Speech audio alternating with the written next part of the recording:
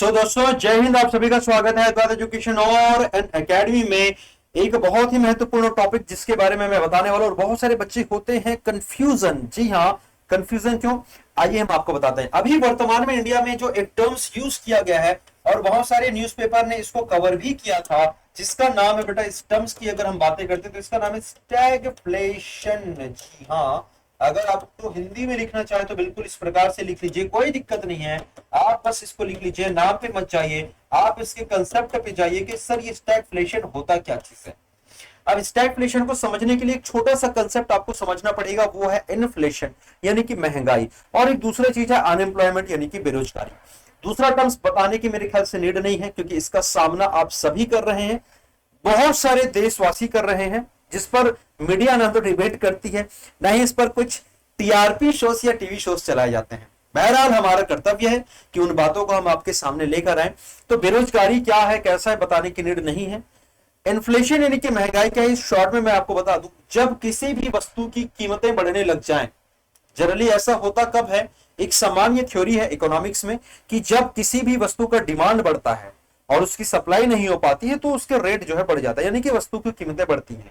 इसको हम लोग इन्फ्लेशन या महंगाई कहते हैं। उदाहरण के तौर पे जब कोरोना आया था तो जिस फेस मास्क को लोग जानते नहीं थे या देखे नहीं थे या पहनते भी नहीं थे, अचानक रातों रात रेट बढ़ने लग जाते। सैनिटाइजर जो बहुत कम यूज होता था, रेट बढ़ने लग जाते हैं।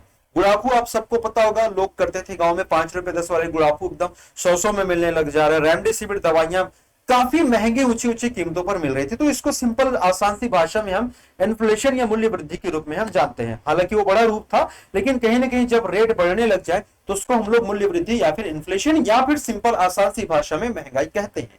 अब सबसे जो महत्वपूर्ण चीज आ रहा है सर, स्टैगफ्लेशन ये शब्द क्या है। आजकल जो न्यूज में आप लोगों को ये सुनने को देखने को मिला होगा, है ना, बहुत ज्यादा चर्चा में रहा है। तो एक व्यक्ति था जिसका नाम था फिलिप्स। फिलिप्स ने एक थ्योरी सुझाया था। क्या है वो थ्योरी, शॉर्ट में आइए समझते हैं। फिलिप्स नाम के एक व्यक्ति ने कहा कि सर बात ऐसी है ना, आप बोल रहे हो उस बात से सहमत तो हूं मैं, लेकिन ये कहता है कि फिलिप्स कहता है कि सर देखिए यूं है कि इस प्रकार से आपका एक ग्राफ बनेगा। इधर हम महंगाई बढ़ा लेते हैं, ठीक है, या फिर चलिए इसको हम बेरोजगारी में रख लेते हैं, कोई सा भी रखिए कोई दिक्कत नहीं है। इसको हम लोग बेरोजगारी बना लेते हैं, अनएम्प्लॉयमेंट, और इसको हम लोग महंगाई बना लेते हैं। मतलब ये जो ग्राफ बनेगा वो महंगाई वाला है, ऊपर वाला चढ़ेगा तो महंगाई, इधर बढ़ेगा तो बेरोजगारी। अब आप इस पर रैंडमली कोई सा भी पॉइंट ले लीजिए, रैंडम कोई सा भी मतलब कोई सा भी, है ना। जैसे उदाहरण के तौर पे मैं यहाँ पर एक पॉइंट लेकर चलता हूँ यहाँ से, ठीक है। मैं इस पॉइंट की मैं यहाँ पर मैं बातें करता हूँ, मैं यहाँ पर एक और पॉइंट ले लेता हूँ, मैं यहाँ पर एक और पॉइंट ले लेता हूँ। मैंने यहाँ पर 2 पॉइंट्स लिए बेटा, पॉइंट ए और पॉइंट बी हम लोग सपोज यहाँ पर हम मान लेते हैं, this is point A and this is point B. चलिए हम इसको 0 से भी ले लेते हैं, यहाँ पर 0 है, यहाँ पर 1 है, यहाँ पर 2 है, यहाँ पर 3 है, 4 है, 5 है, 6 है। इस प्रकार से बेरोजगारी का प्रतिशत है। आप इधर भी देख लीजिए, सपोज हम यहाँ पर हम मान के चलते, सपोज यहाँ पर हम इसको 1 ले लेते हैं, इसको हम 2 ले लेते हैं, इसको हम 3, ऐसे हम लेके चलते हैं। जब ये महंगाई दर है, उदाहरण के तौर पे ये रैंडम डिजिट है, रैंडम फिगर है, आपको जो लेना है वो ले लीजिए, मैंने केवल उदाहरण के तौर पे लिए है।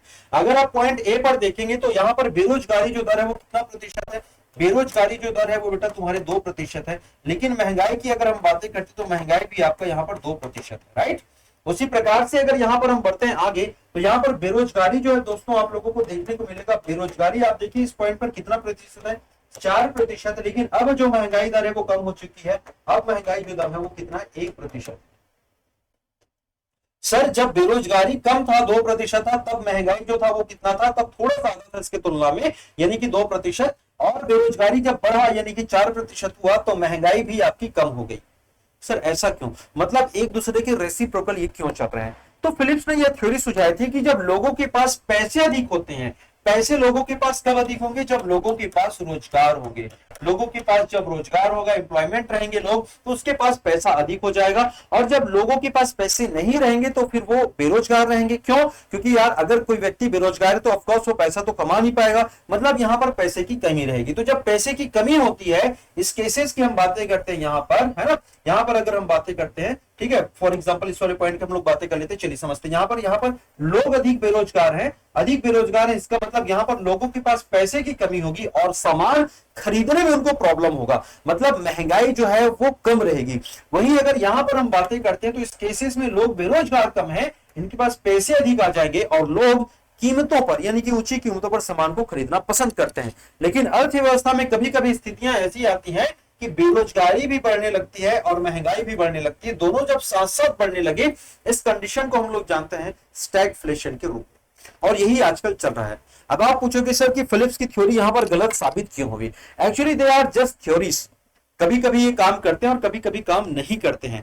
काम किया तब तक ये ठीक रहा, काम क्यों नहीं किया इसके पीछे का जो सबसे बड़ा रीजन ये है कि हम लोगों के पास सेविंग्स बहुत ज्यादा है, हमको और भी अन्य सोर्सेज से पैसे मिल जा रहे हैं और इस कारण हम ऊंची कीमतों पर उन चीजों को खरीद पा रहे हैं। एक स्थिति ऐसी आएगी जब हमारे पास बिल्कुल भी पैसे नहीं रहेंगे तो डेफिनेटली जो महंगाई है वो नीचे आ जाएगी, लेकिन तब अधिकांशतः जो लोग हैं बहुत ज्यादा भूखमरी बेरोजगारी का सामना करना पड़ेगा। ठीक है, तो मेरे ख्याल से ये कंसेप्ट आप सभी को समझ आ गया होगा, नहीं आया तो एक बार और देखिए, जरूर आ जाएगा। और ऐसे इंपॉर्टेंट अपडेट के लिए आप बनी रहिएगा एजुकेशन के संग। एंड मोस्ट इंपॉर्टेंट थिंग, हमारा सीजीपीएससी का जो फास्ट ट्रैक कोर्स जो लॉन्च किया गया 1 नवंबर को, स्टार्ट होने वाला 14 नवंबर से, और इंस्टेंटली यदि आपको इस पर डिस्काउंट चाहिए तो जी हाँ बिल्कुल, आप अद्वैत 1111 कोड यहां पर उपयोग करिएगा, यूज करिएगा, अद्वैत 1111। जी हाँ मैं लिख देता हूं यहां पर, तो अद्वैत 1111 कोड अपन यूज करते हैं, कैपिटल में लिखिएगा। ठीक है, तो आपको मिलेगा 10% का डिस्काउंट,